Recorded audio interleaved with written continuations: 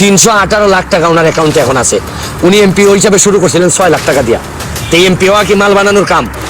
Year বা তিন ছেলে মনে করছে এগুলা কইলে নপাড়ার এরা বুট তাদের সমর্থন দিবে। হ্যাঁ, তুই কি খবর ল কে তোর সমর্থন দেয় না দেয়? জন্মের দেখে খোঁজ লইলে দেখবেন কত অভিশপ্ত। আরে ভাই, তোমারে বলা হয়েছে তুমি 2 নম্বরই করছো। আগে প্রমাণ দাও যে তুমি 2 নম্বরই করো নাই, তারপর যদি প্রমাণিত হয় তোমার বলার দরকার কি? মানুষই তো বলবে যে আমি খারাপ কথা মিথ্যা বলছি। আজকে এক অর্বাচীন ছেলে এখানে এসে বলে যে উন্নয়নও নাই। উন্নয়ন কি জিনিস সে চিনে মানুষের পকেট থেকে বিদ্যা ব্রাত্য ইয়ে দিয়ে টাকা পয়সা নেওয়ার নাম উন্নয়ন। এখন ওনার সম্পদ বাড়ছে 48 গুণ। উনি সম্পদ কেমনে বাড়লো এই হিসাব দিচ্ছেন না, বলতেছেন আমি মিথ্যা বলি। উনি তো বলবেন যে ভাই আমার সম্পদ যেগুলো এগুলো আমি শ্বশুর বাড়ির থেকে আনছি, অথবা আমার কেউ ভালোবাসছে আমার কর্মকাণ্ডে, বিমানে যে আমি কাজ করছিলাম ভালোবাসছে আমার, এটা বলেন আমি মিথ্যা বলি। সাইদুল হক সুমন বলছেন আপনি যথেষ্ট পরিমাণ কাজ করেন না এলাকায়। আমি তার কোনো প্রশ্নের উত্তর দিতে অভ্যস্ত না।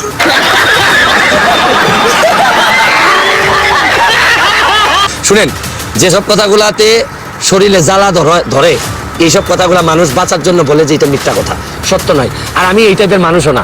শুনেন, আর যাই করেন অ্যাটলিস্ট একটা শ্রদ্ধাবোধ থাকতে হয় যে আপনি মানুষ হিসাবে 2 নাম্বার না।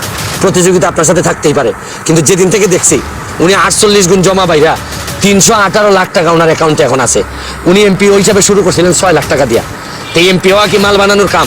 অনেক কিছু হিসেবে বলতেছে যেগুলো একদম স্বাভাবিক মানুষ, রুচিশীল মানুষের মুখ দিয়ে এইসব কথা আসে না। সুতরাং তার প্রশ্নের উত্তর আমি দিতে রাজি না।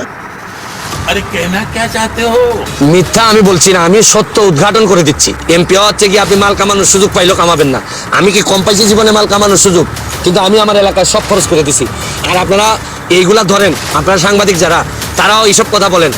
ইতিমধ্যে তার যে রেকর্ড আছে এগুলা যদি বাজানো হয় সে আসে মানুষের সামনে দাঁড়াইতে পারবে না।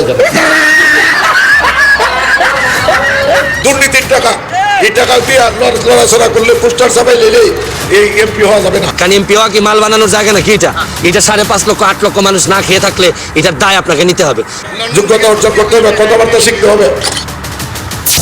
অভিষেক আসরেই চমক দেখালেন ব্যারিস্টার সুমন। তার প্রধান প্রতিদ্বন্দ্বী আওয়ামী লীগের প্রার্থী টানা দুবারের সংসদ সদস্য মোহাম্মদ মাহবুব আলীকে বিপুল ভোটে হারিয়ে এমপি নির্বাচিত হলেন ব্যারিস্টার সুমন। এত আসলে খুশি যে এরকম একজন হেভিওয়েট প্রার্থীর বিরুদ্ধে আমি এরকম 1.5 লক্ষ প্রায় 1.5 লক্ষ ভোটের ব্যবধানে জিততে পারা, এটা একটা অসম্ভব রকমের শুধু জেতা না, এটা একটা অসম্ভব রকমের সম্মান। এবং আমার কিন্তু ওই জায়গাগুলোতেই কাজ করতে হবে যে জায়গাগুলোতে উনি কাজ না করার কারণে আমি এই ভোটগুলো পাইছি। এবং এটা হিউজ রেসপন্সিবিলিটি। আমি বিশ্বাস করি যে every achievement comes with responsibility. প্রতিটা অর্জনই কিছু না কিছু দায় নিয়ে আসে। আমার এই হিউজ অর্জন আমার অনেক বেশি দায়িত্ব বাড়াই দিছে। তো আমি যে স্বপ্ন সোনারঘাট মাধবপুরবাসীকে দেখাইছি, এই স্বপ্নর পথে আমাকে তো নিয়ে যেতে হবে, বাস্তবতার সাথে স্বপ্নের মিলন ঘটাইতে হবে। এবং আমি মনে করি অন্য যে কোনো এমপির চেয়ে আমাকে কষ্ট করতে হবে বেশি। এবং আমি বিশ্বাস করি যে আমার তো পুঁজি হচ্ছে গিয়ে শরীরটাই এবং সততা, এই দুইটারে ব্যবহার করে আমি এটা মানে ইতিহাস তৈরি করতে চাই। শুধু ভোটের জেতার জন্য ইতিহাস যেটা, এটা না, কাজের মধ্য দিয়েও, উন্নয়নের মধ্য দিয়েও। আমি তো বলছি যে ধরেন 5 ফুট 8 ইঞ্চি মেসি, সে দুনিয়া বদলাইতেছে ফুটবলে, আর আমি 5 ফুট 9 ইঞ্চি কতটা উত্তরগত না যে আমার একটা এলাকা বদলাইতে পারবো না।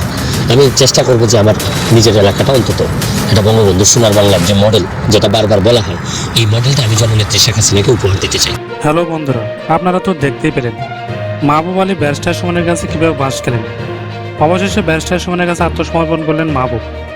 সবচাইতে বেশি পরিমাণ ভোট পেয়ে নির্বাচিত হন ব্যারিস্টার, যা এই নির্বাচনে অনন্য রেকর্ড ছিল।